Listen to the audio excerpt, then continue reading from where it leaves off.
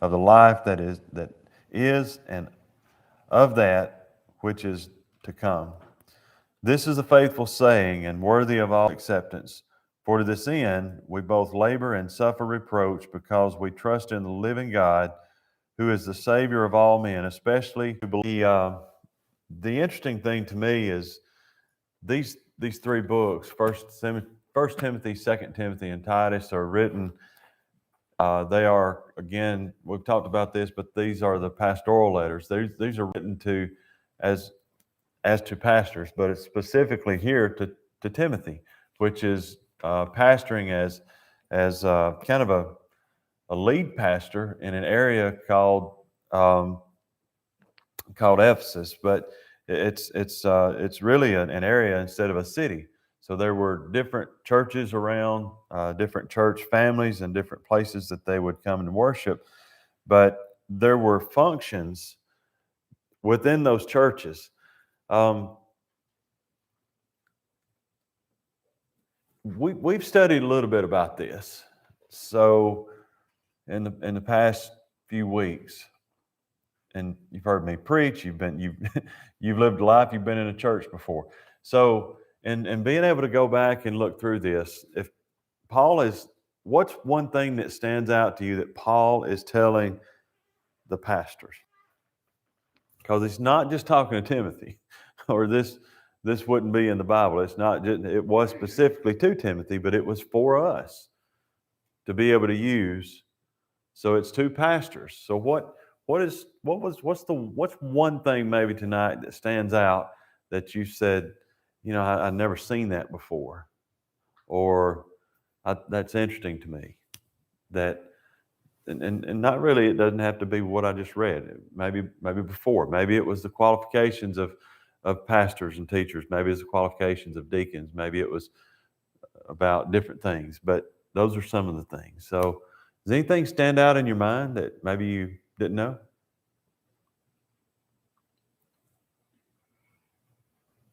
Did you learn?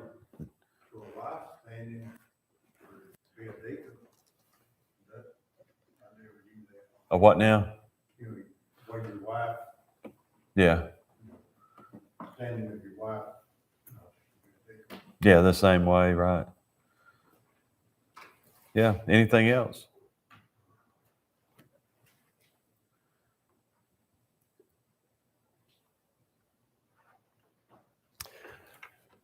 What about how much time Paul spends on doctrine?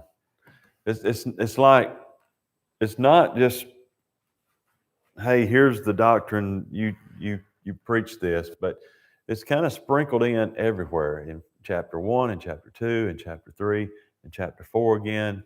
He constantly talks about the doctrine, and that's looking at this, if you instruct the brethren in these things, you will be a good minister of Christ. In what things?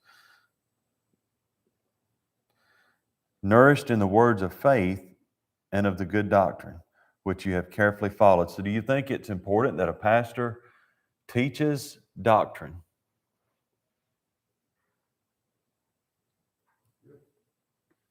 How important, on a scale of 1 to 10, do you think it is for a pastor to teach doctrine? You got to. I mean, if you go by the Bible, you got to teach stuff. So you're saying a 10. Yeah. Okay. What is doctrine? It's not the Baptist faith. I mean, it's not necessarily what the Baptists believe. Yeah. But it's what the Word teaches. Right. I mean, it's God's Word, what He teaches, the Word to go by. That's how I see it. Yeah. So it's the word, teach the word and how to live your life. How to live your life? Is that what you said? How to go by. That's how we should live our life. Yeah. That's the doctrine of the Bible, the teachings of the Bible is how we should live our life. Yeah. So where do we get our doctrine? Now, Kenneth just held the Bible up. So we get our... You mean mean. Yeah, where do we as not Christians, necessarily Baptists. where do we as Christians, as believers, get our doctrine from?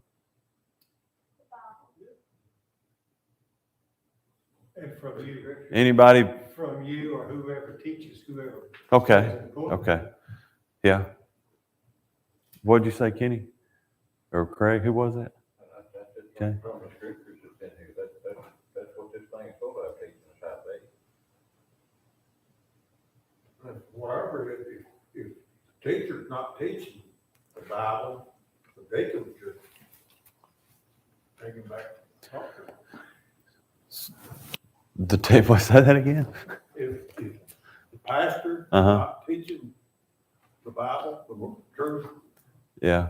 you know, from what I understand, deacons need to, Give him the old heave ho. yeah, take him back to the room, talk to him. Take him in the back room.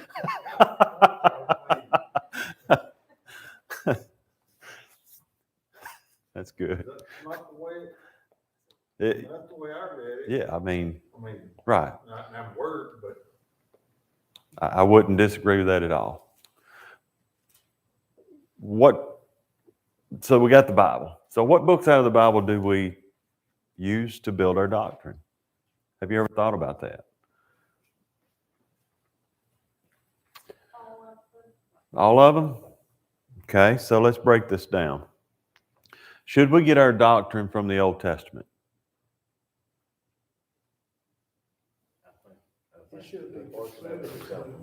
Patsy, Patsy's looking at me like I'm not touching that.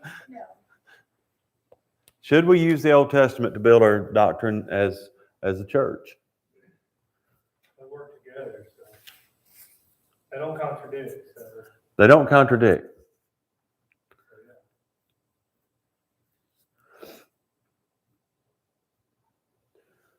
I would say use both of them. Use both. Old Testament, New Testament. So now Gene just gave us the It's gotta change with Jesus coming out of the cross. The Old Testament points to Jesus. It does. But is that where you get your doctrine? Doctrine is how we should function as a church and live our life, right? I mean, that's maybe a little different than what you said, but that's how the Christian in the church sees what God has told us, and this is how we live our lives, we live our church lives, we function our church, we do everything that we do depends on what doctrine that we ascribe to.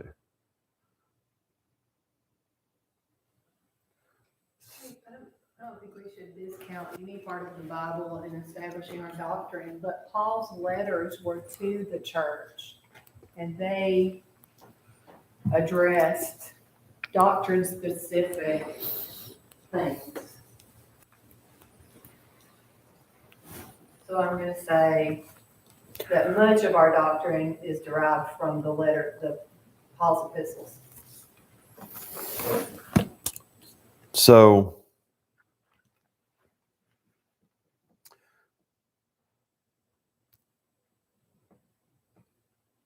we talked about the Old Testament. So Jesus gave us a couple of verses, actually that 2 or 3 verses, and he says, this is what the Old Testament sums up as.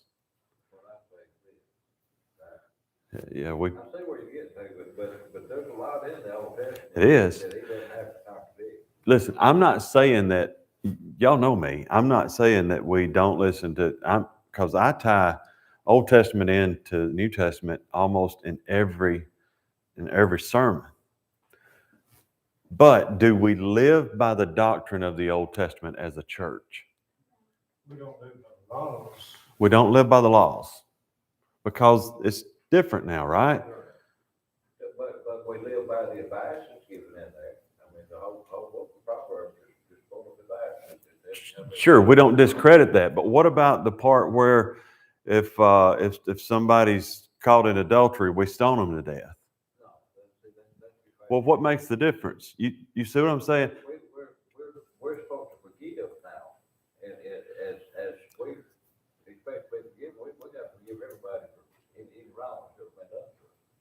Okay. And that's because Jesus has made the sacrifice to atone for all of their sins, just like my sins. So I can't hold a grudge on somebody. So if we got our doctrine, I'm not talking about we don't discredit the Old Testament. We tie that in because all the Old Testament points to Christ. But there are certain parts of the Old Testament, Gene talked about the law.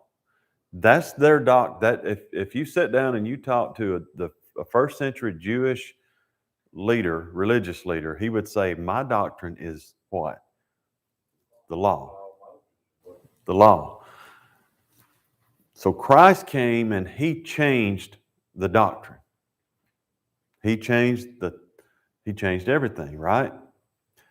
So the doctrine that we as the church, you said the church, not just Baptist, but you said the church, that the church is supposed to live by is,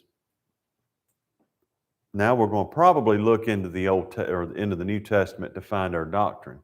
Not completely leave the Old Testament out because we know that we've got to have it. We know that it points to Christ, but the life that we live now is not by the law. If you remember in Galatians and Romans and all, we've studied this. We don't live by the law anymore. We live by what? Faith and grace. Yes. Paul says in Romans chapter 1, 16 and 17. Well, just go back and read that.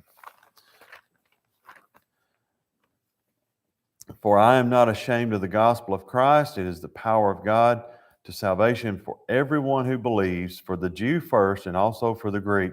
For in it the righteousness of God is revealed from faith to faith, as it is written, the just shall live by faith.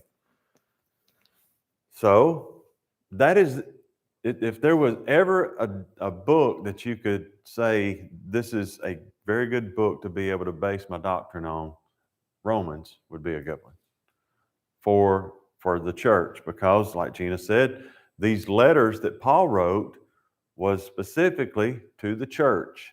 Each time he says to the church. If you go back and read even the Gospels, Matthew, Mark, Luke, and John, none of those were written specifically to the church. They were written for the church to be able to have afterward, to be able to know what the life of Christ was like, to know what he did, to know where all that came from, the salvation that we have, the crucifixion, the burial, the resurrection, all of that. We've got all that, and we know that. And there are teachings in the Bible. Specifically, we're going through that on Sunday mornings. We're talking about the Sermon on the Mount. And Jesus tells on the Sermon on the Mount when he says, look, you're not going to enter the kingdom of heaven unless, does anybody remember this? Unless your righteousness is what? Surpasses those of the Pharisees. And then he starts to give this list of stuff that we talked about last week was anger and murder and all. You remember that? That was what this. Well, the next one is going to be Kenny. The next one going to be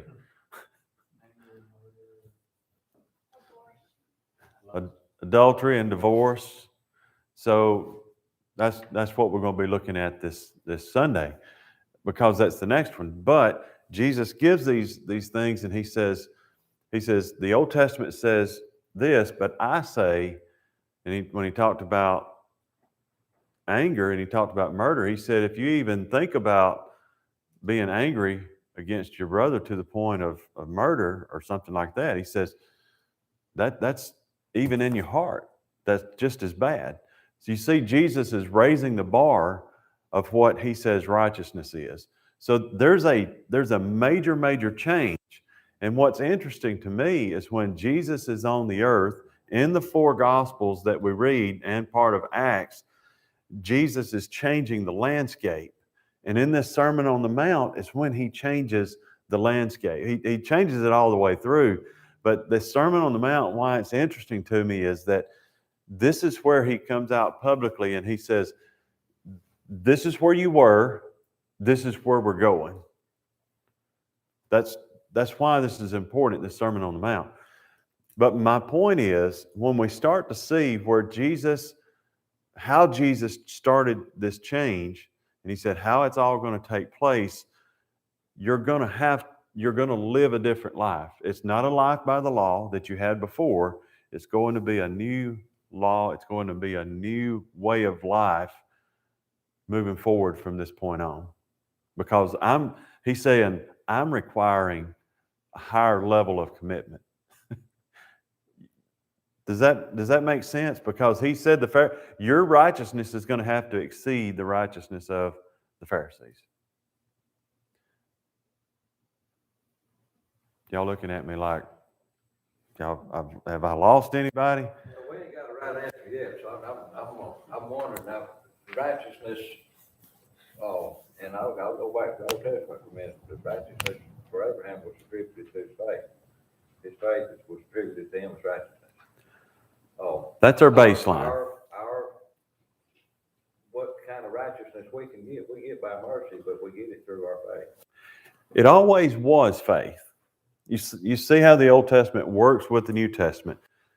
Paul says that, James says that. It always was faith what made you righteous. Okay? They said something else. Yeah. James. Yeah. So, but my point here is there's something that's very similar in the Old Testament, in that what makes us righteous is the same as the New Testament, but Jesus is saying that what you didn't understand in the Old Testament was 100% righteousness too, but they had a different law, they had a different plan in the Old Testament than we have in the New Testament. Can y'all agree with that? So now there's a different doctrine. You see what I'm saying? It's a different doctrine from the Old Testament to the New Testament. Why is there a different doctrine?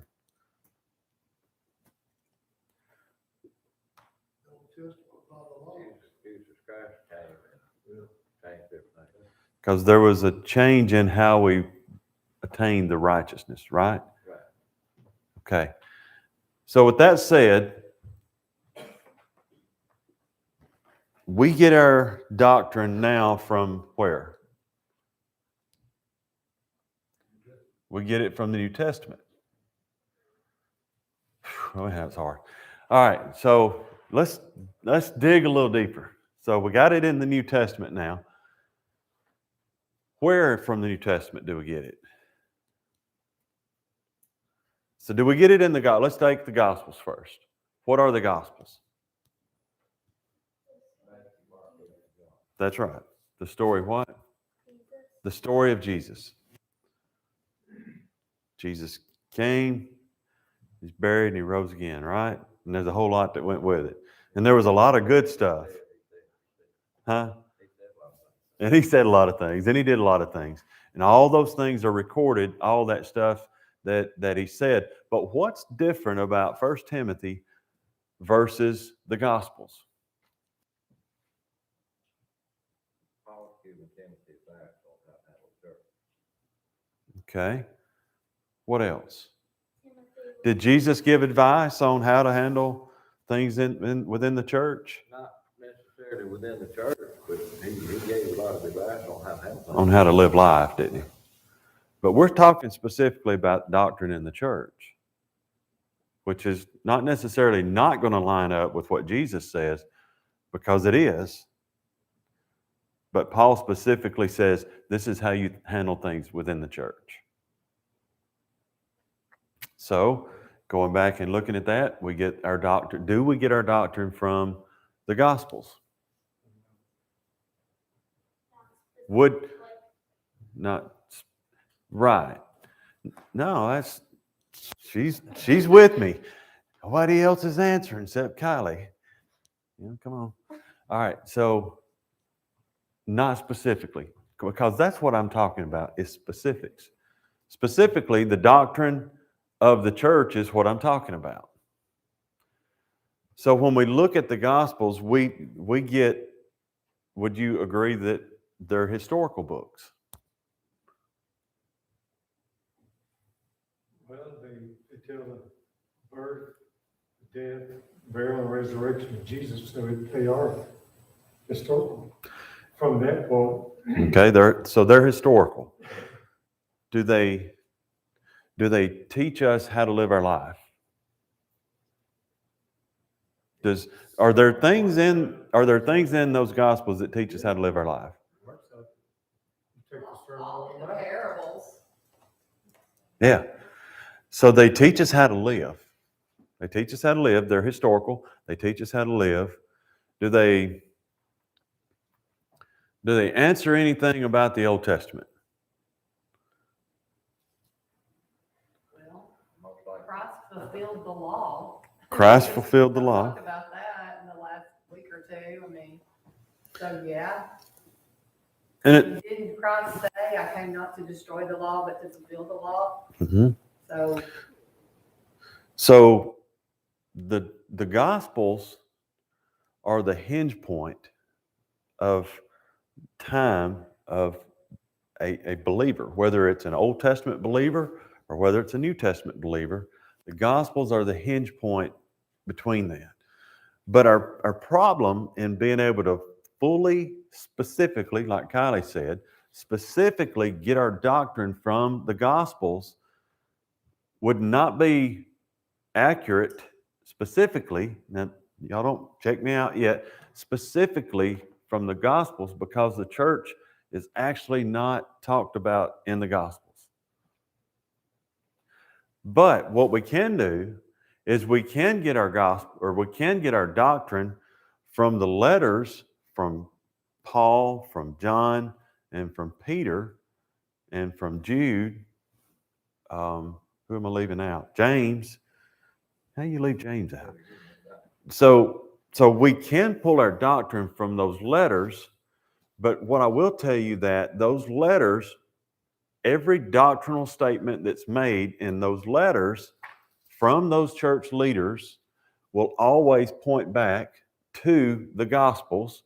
They will always point back to the Old Testament, and they will line up with everything in the Old Testament, and they will line up with everything in the Gospels and the book of Acts, which is another book of history that we actually learn things just like the Gospels, except they're not so much specifically about Jesus as they are about Peter and Paul and some John.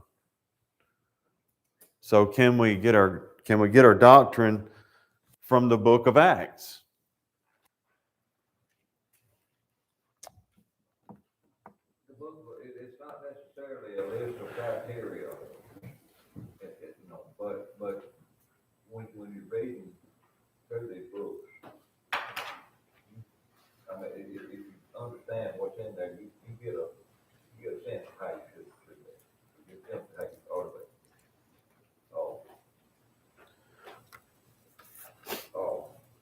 Just, over and over again, the Pharisees act a certain way. And but why do they gotta act like that? I mean, so you certainly don't want to be acting that way. Right. You don't want to be passing judgment on people without, you don't really want, even if they're guilty, you don't want to judge. I don't. That's what I've got out of the New Testament. Even in the Old Testament, there's references to stuff like that. The first Psalm, David said, don't walk in the counsel of the wicked, and, seek everything and study God's word. That's not a good quote.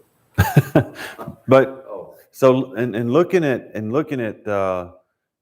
this, let me say this about doctrine that we get from the church, and specifically now, not necessarily just, and G mentioned church doctrine, which I think we should really be more concerned with than Baptist doctrine, even though we are Baptists, and I'm probably as Baptist as anybody in here. But specifically, we should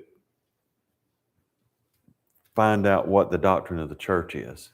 Now, I just so happen to believe that the Baptist doctrine that we have, that if you pull up the Baptist doctrine, it aligns completely with my belief system. Southern Baptist doctrine lines up with my belief system.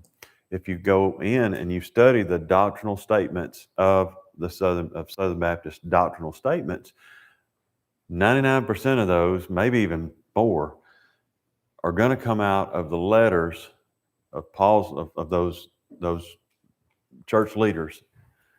They will always point back to the book of Acts. They will always point back to the Gospels. They will always point back to the Old Testament to tie all that in. But the basis of what they're saying is coming from Romans, 1 Corinthians, 2 Corinthians, Galatians, Ephesians, 1 Thessalonians. That's another. I mean, do we get our doctrine from Revelation?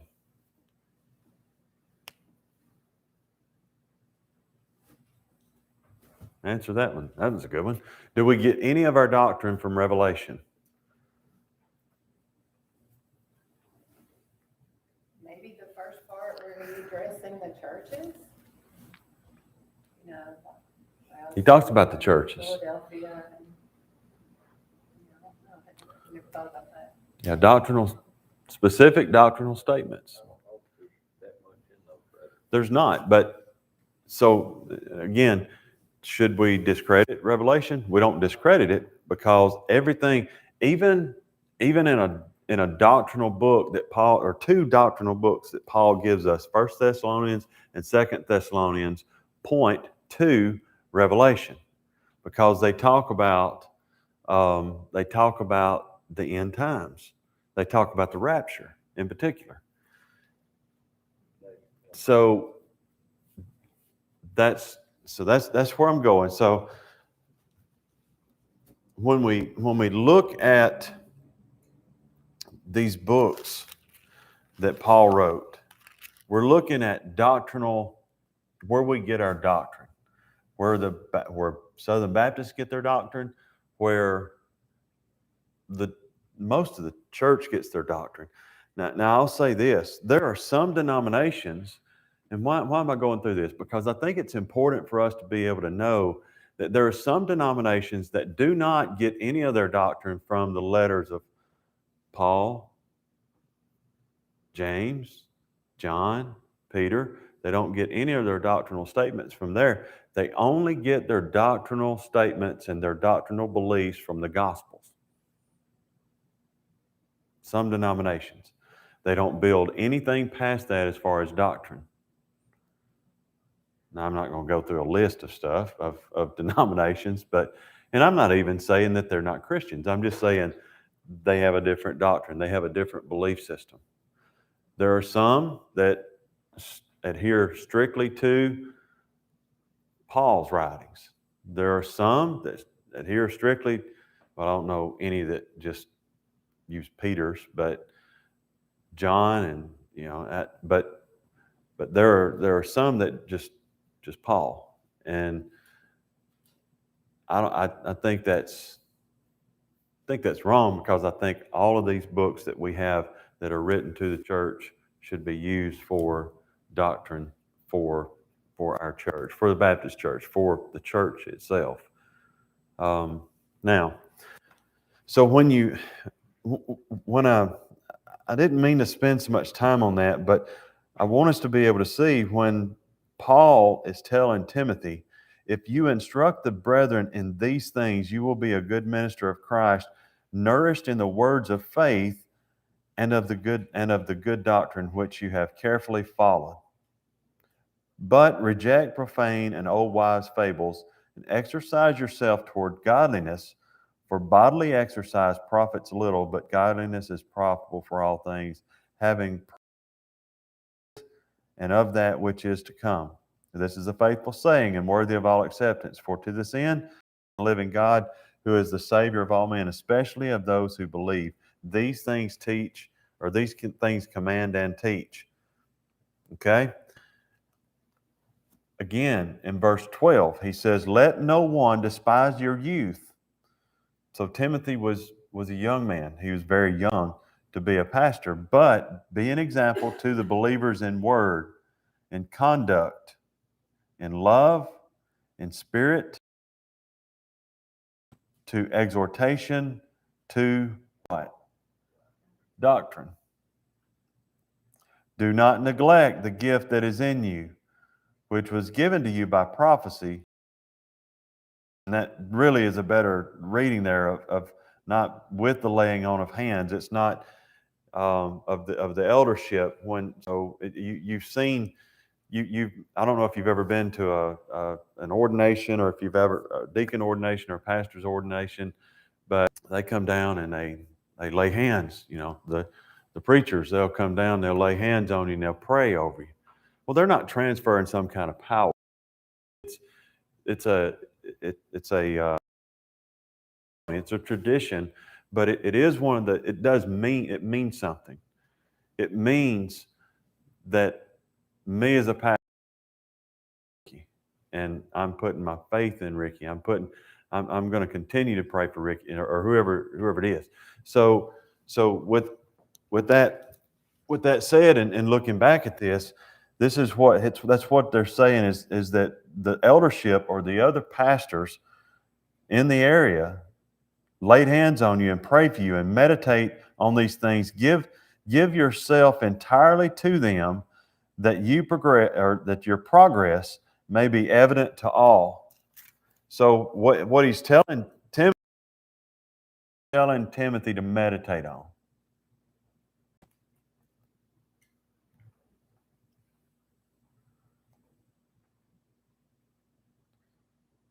Look back at it. He tells him in verse 12, let no one despise your youth, and how to treat people in love. So he's telling him how to do these things, but he's saying in verse 15, meditate on what things? Give yourself entirely to them. He's talking about the reading and the exhortation to doctrine. Don't neglect the gift that is in you, which was given to you by prophecy with the laying on of hands of the eldership. In verse 16, take heed to yourself and to the doctrine. Continue in them, for in doing this, you will save both yourself and those who hear you. So, my question is, why is Paul's, this letter to Timothy, pastor, why is it so much about doctrine? Is that the first time the word doctrine come up in the Bible? That's the first time I've ever seen it. Not, but it's loaded here.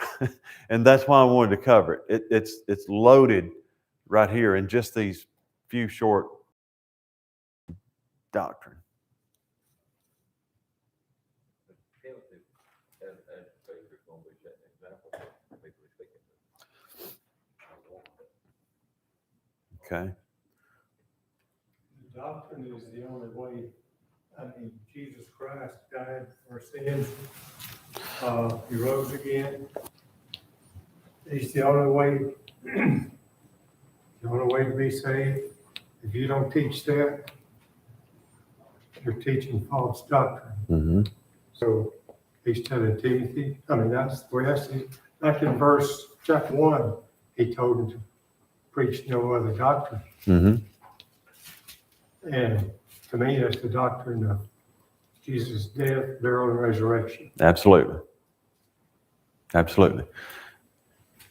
So, Now, the doctrine that we live by, we've got to believe that to start with. yeah. Then the doctrine that he's telling him to teach,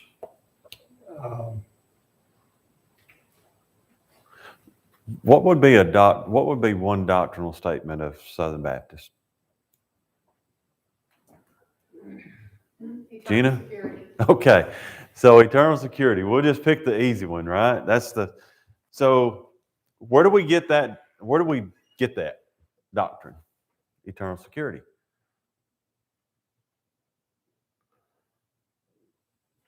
John 3:16.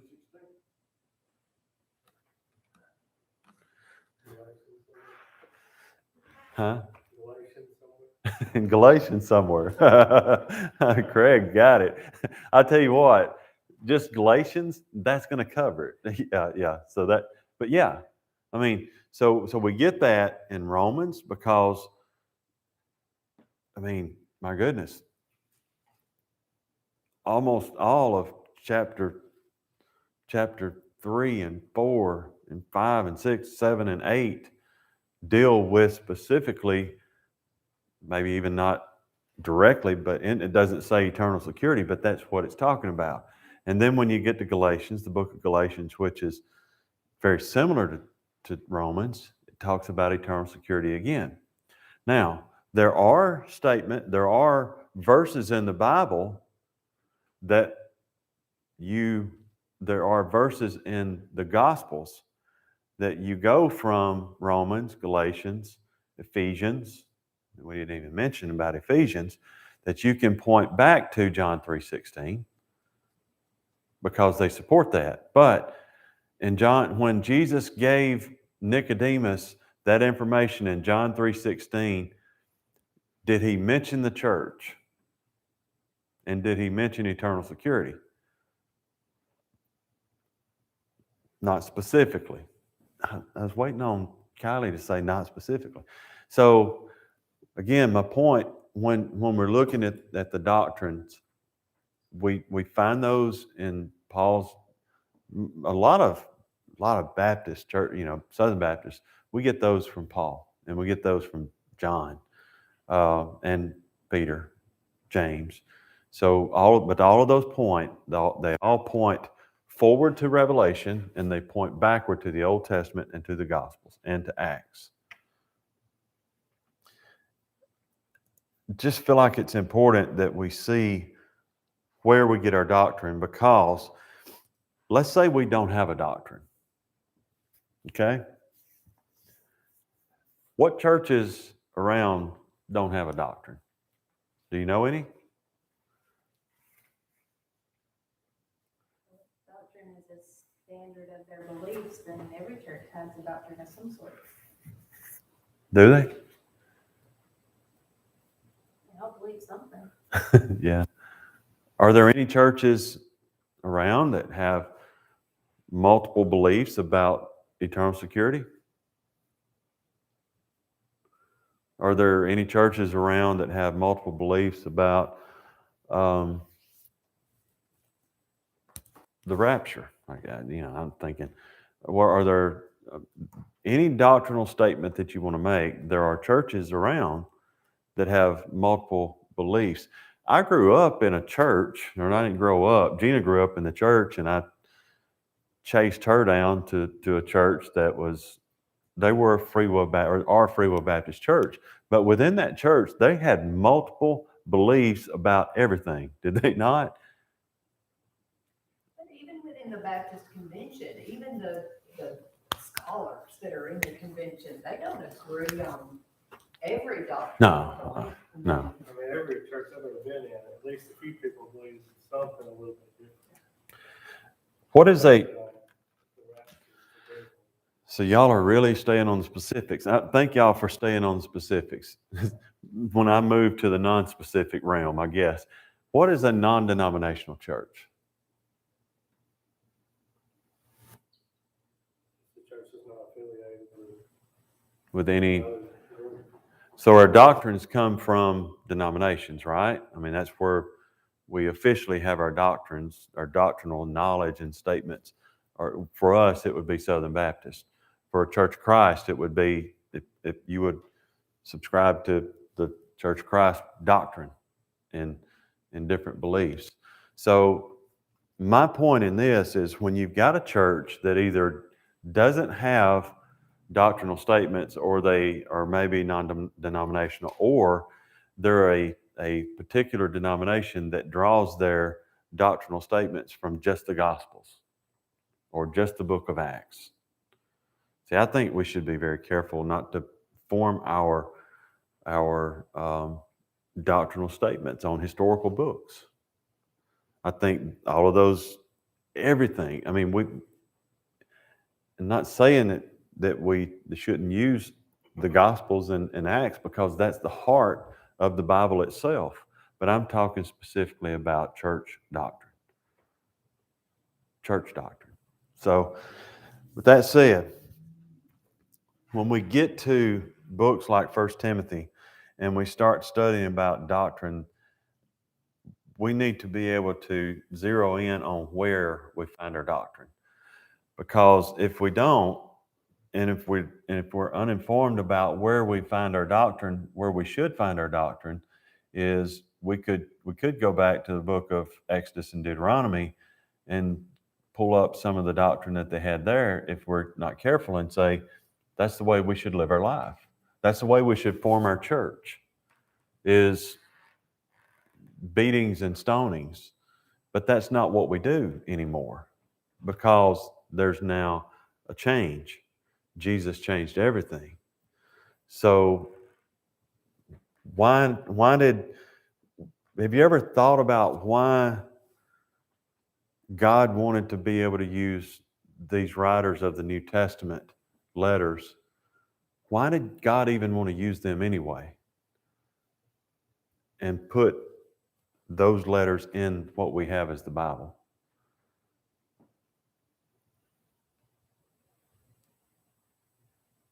God used Paul in a profound way. Say again? I said, God and Jesus used Paul in a profound way. Yeah. Paul was a Pharisee who was a law keeper. Yeah, but why put his letters in I mean, these are letters that he wrote to the churches. Why use those letters to put them in what we have and we know as the Bible? Paul did a lot to affect the Bible, from my understanding. He did, but specifically, what about the letters?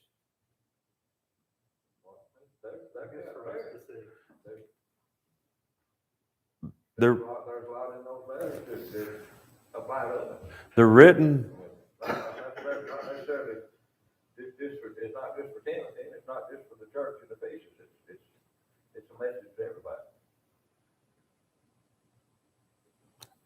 These letters are written for instruction.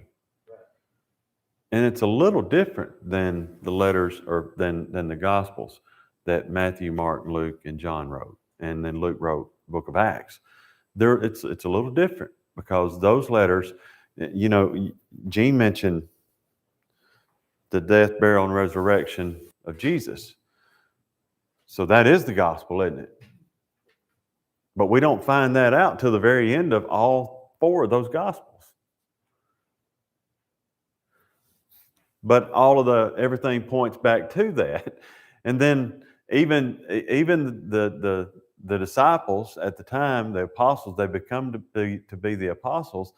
When they're writing, all of their writings point back to, and Peter does this a lot, especially in the book of Acts. But when he speaks, he said, if you will remember, Jesus said this.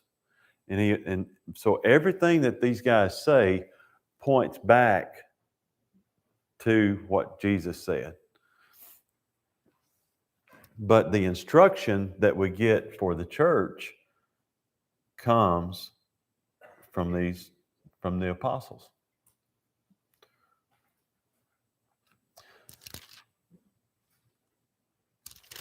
All right.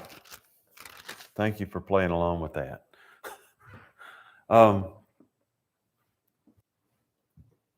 Questions? Where am I wrong?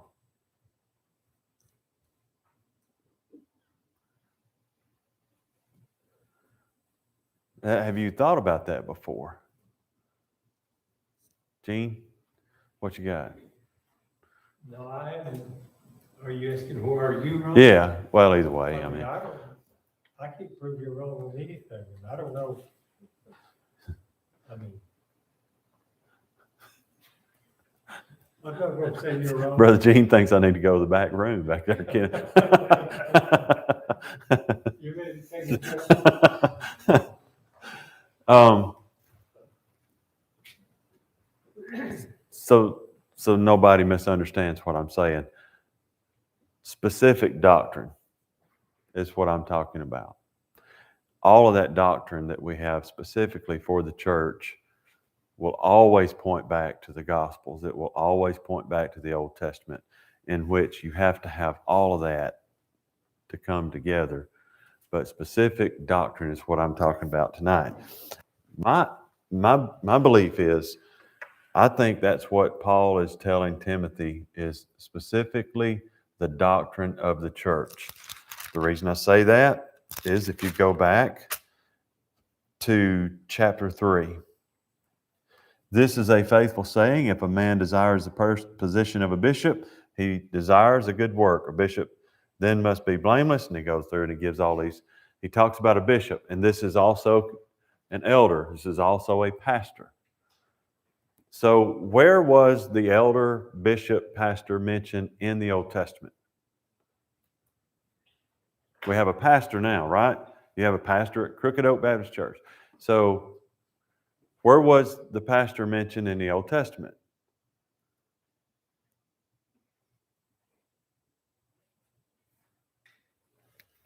You see what I'm saying? Where was the pastor mentioned in the Gospels? Where was the deacon mentioned in the Gospels? Where was the deacon mentioned in Acts? Somebody help me there. They were never specifically mentioned, but that's where the transition started. Historically, that's where the transition started, because all of these letters were written during the time of the book of Acts. Not all of them, but a lot of them were written during the time that the book of Acts was written. If I'd love to have a Bible that had the book of, it was maybe just the book of Acts, and then it had all the letters of Paul, that Paul wrote this letter right here. Because you can pinpoint when Paul was at Ephesus or when Paul was at Corinth, and this is when he wrote this book. And I would like to have that letter right there in the book of Acts. It flows, all those letters flow into the book of Acts just like a dovetail would, So I would love to have that would be great. But my point in saying that is, I think it's important for us to be able to know where our doctrine comes from, because it's the context of what the Bible itself is to us, in particular the church. Some denominations will use the book of Acts to create their doctrine. Pentecostal churches would be a good one. A good example is that they would probably fight me for saying that you shouldn't use the book of Acts or you shouldn't use the Gospels to specifically build your doctrine of the church, because then you leave out certain aspects of their worship style. You leave out certain aspects of some of the things it's mentioned at the end of the Gospel of Mark, where it talks about snake handling. I mean, if anybody ever read that before? So that's a big part of some, not all Pentecostal churches, but there are some Pentecostal churches that believe in that. They believe that's what you do. That's why you handle snakes, is because it's mentioned in the Gospel of Mark at the end of it. And the same people will tell you you can drink poison, and if you're an actual believer, you're not going to die if you drink that. So tonight, I just felt like it was a good point to talk about why we're Baptists. That's kind of why we're Baptists, is because of where we get our doctrine.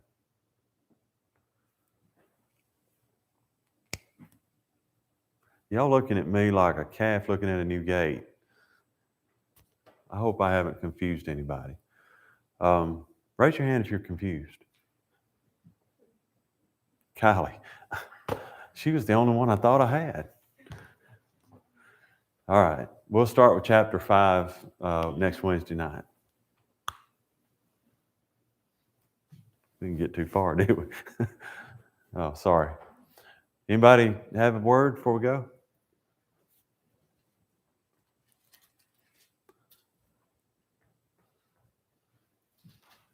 All right. Y'all are so quiet tonight. Why is there just me talking? Every now and then, James. Let's stand. We'll be dismissed. I'll get y'all in bed.